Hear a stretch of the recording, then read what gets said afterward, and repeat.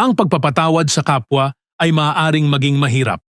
Kahit ang mga apostol nang inutusan silang magpatawad ay tumugon, "Kung gayon, Panginoon, dagdagan mo ang aming pananampalataya.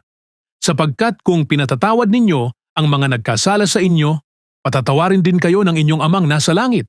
Ngunit kung hindi ninyo pinatatawad ang iba, hindi rin kayo patatawarin ng inyong ama sa langit."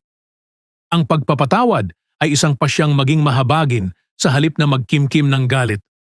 Kaya't hayaan nating baguhin tayo ng banal na espiritu at mamuhay ayon sa kalooban ng Diyos.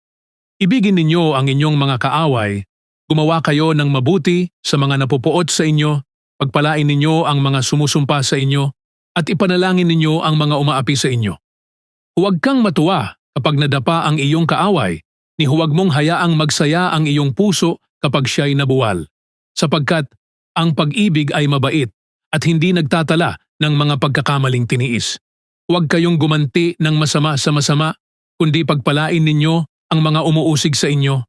Pagpalain ninyo sila at huwag sumpain, huwag gumanti ng masama kaninuman.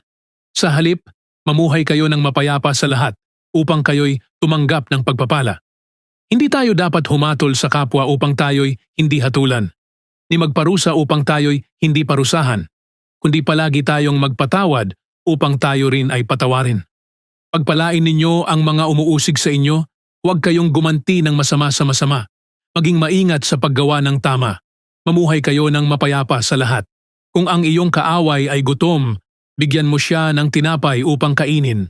At kung siya'y nauuhaw, bigyan mo siya ng tubig upang inumin, at ang Panginoon ang gagantimpala sa iyo. Sapagkat sinabi ni Jesus, "Sa ganito malalaman ng lahat na kayo ay mga alagad ko, kung kayo'y nagmamahalan sa isa't isa."